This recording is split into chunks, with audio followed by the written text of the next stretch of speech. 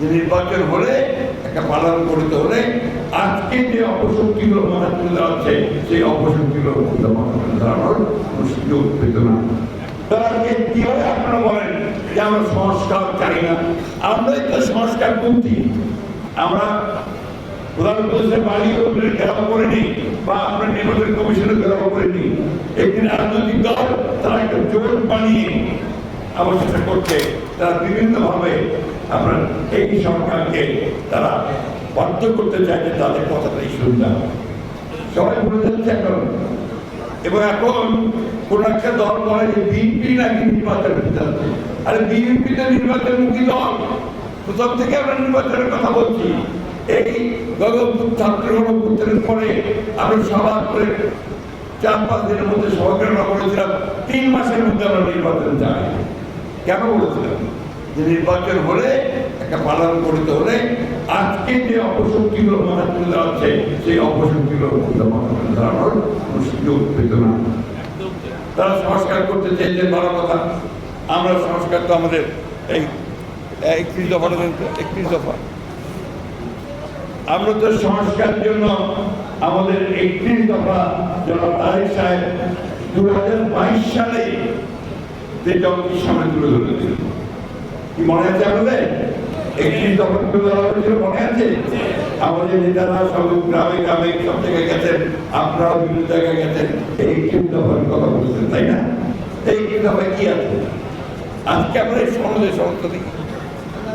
এই সনদে যতগুলো পাশ করেছেন সবটা আমরা 31 দফায় আছে। তারা কিভাবে আপনারা বলেন যে আমরা সংস্কার চাই না? আমরাই তো সংস্কার করছি। সবার আগে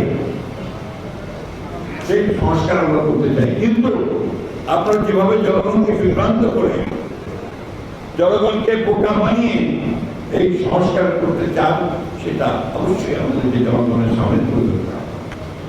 এই যে সনদ আমরা পাশ করছি, আপনার মনে আছে পার্লামেন্টের সামনে বৃষ্টি হচ্ছিল, ছাতা ধরে পাশ করেছি, সই করেছি না?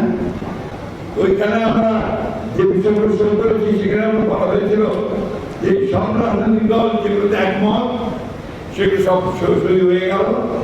এমনকি যে সমস্ত বিষয়গুলোতে রাজনৈতিক দলগুলো একমত হবে না, তারা আপত্তি দেবে, সেটাকে বলা নোট অফ ডিসেন্ট। সেই নোট অফ ডিসেন্ট লিপিবদ্ধ করা হবে এবং সেটা এখানে লেখা হবে, সঙ্গে লেখা হবে। লেখা হয়েছে, এটা আমরা সই করেছি। আর এখন ওনারা যেটা উত্থাপন করলেন প্রধানমন্ত্রীর কাছে, সেখানে ওই নোট অফ ডিসেন্টের কোনো কথাই নাই। আমাদের এই কথাটা বেমালুম করে চলে গেছে। তারা আবার নতুন করে কিছু বিষয় ওখানে নিয়ে এসেছে। এটা অন্যায়, এটা জনগণের সঙ্গে এটা একটা নিঃসন্দেহে প্রতারণার কাজ। তারপরে দেখেন একটা দায়িত্বশীল রাজনৈতিক দল হিসেবে আমরা একটা প্রেস কনফারেন্স করে করেছি। আমরা রাস্তায় যাইনি, আমরা রাস্তায় দাঁড়িয়ে কোনো প্রতিবাদ করিনি, আমরা প্রধানমন্ত্রীর বাড়িও ঘেরাও করিনি বা আমরা নির্বাচন কমিশনে ঘেরাও করিনি। একদিন রাজনৈতিক দল তারা একটা জোট বানিয়ে আবার সেটা করছে। তারা বিভিন্নভাবে আপনার এই সরকারকে তারা বাধ্য করতে চায় যে তাদের কথাটাই শুনলাম। আমাদের কথা খুব পরিষ্কার, আমরা যেটা সই করেছি সেটা অবশ্যই আমরা সেটা দায় দায়িত্ব গ্রহণ করি, কিন্তু যেটা আমরা সই করিনি সেটা দায় দায়িত্ব আমরা গ্রহণ করবো না। আমরা চাই যে এই বিষয়গুলো একটু আলোচনার মাধ্যমে সমাধান করা হোক। নির্বাচন যেটা ঘোষণা করেছেন 2026 সালের ফেব্রুয়ারি মাসে, তখনই নির্বাচন হতে হবে। পিআর হবে কি হবে না ওটা আগামী পার্লামেন্ট সিদ্ধান্ত নেবে। গণভোটের কথা বলেছি, আমরা রাজি হয়েছি, ঠিক আছে, প্রয়োজন ছিল না, গণভোটের কোনো প্রয়োজন ছিল না, তারপর রাজি হয়েছে যে ঠিক আছে, ওকে বলছে ঠিক আছে আমরা করি। আমরা বলেছি যে নির্বাচনের দিনই গণভোট করতে হবে, কারণ আমরা গণভোট করতে হবে আরো খরচ করে যাবে, প্রায় 1000 কোটি টাকার উপরে সেই খরচ হবে। নির্বাচনে 2টো ব্যালট থাকবে, একটি ব্যালটে গণভোটের কথা থাকবে, আর একটি ব্যালটে আমরা নির্বাচন সংসদে নির্বাচন হবে। এটা তো সুন্দর কথা।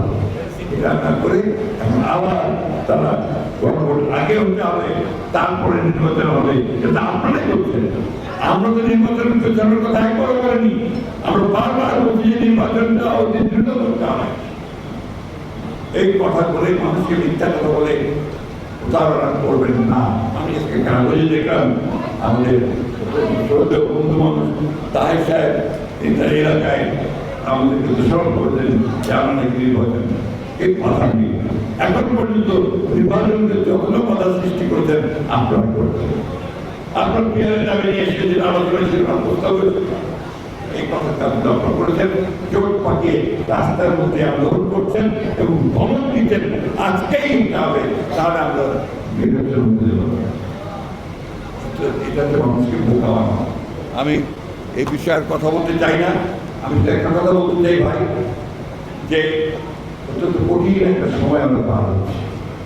এই সময়টা আমাদের জন্য একটা পরীক্ষা, যেখানে কতটা ধৈর্য ধরে আমরা এই সময়টা পার করতে পারি, নির্বাচনটা করতে পারি। এখানে বিভিন্ন শক্তি প্রধান উপদেষ্টা নিজেই বলছেন যে কোনো সময় হামলা হতে পারে। উনি পরিষ্কার করে বলা হচ্ছে আমরা প্রত্যেকে আসবে, কারা করবে বলা হচ্ছে জাতিকে। জাতি প্রস্তুত আছে যে কোনো হামলা প্রতিরোধ করতে। বন্ধুগণ, এই কথাগুলো আমরা এই জন্য বলছি যে এই হামলা আপনার ভয় দেখে এই দেশের মানুষকে কখনো পরাজিত করা যায় না। খুব পরিষ্কার করে বলতে চাই, এই দেশের মানুষ গণতন্ত্র চায়, গণতান্ত্রিক ব্যবস্থা চায়। আর একটা জিনিস পরিষ্কার বলতে চাই, আজকে ভারতে বসে হাসিনা তিনি বিভিন্ন মিডিয়াকে ইন্টারভিউ দিচ্ছেন, একবারের জন্য তিনি অনুশোচনা পর্যন্ত প্রকাশ করেনি। তাকে সাংবাদিকরা জিজ্ঞেস করেছিল তুমি কি আপত্তি চাইবে, মাপ চাইবে জন্য তোমার কর্মকর্তাদের জন্য, কেউ যে না তোমরা আপত্তি চাইবে। সেই মহিলা, সেই ব্যক্তি আজকে অপপ্রচার চালাচ্ছে ভারতে বসে। ভারত সরকারকে খুব পরিষ্কার করে বলতে চাই যে হাসিনাকে আপনারা বাংলাদেশে ফেরত দিন, এবং তার যেখানে বাংলাদেশের আইনি যে বিচারের মুখোমুখি থাকতে হবে সেই বিচারের মুখোমুখি করার ব্যবস্থা করে দিন। সব সময় বাংলাদেশের বিরোধিতা করবে না, মানুষের বিরোধিতা করবে না, বাংলাদেশের মানুষ সেটা মেনে নেবে না।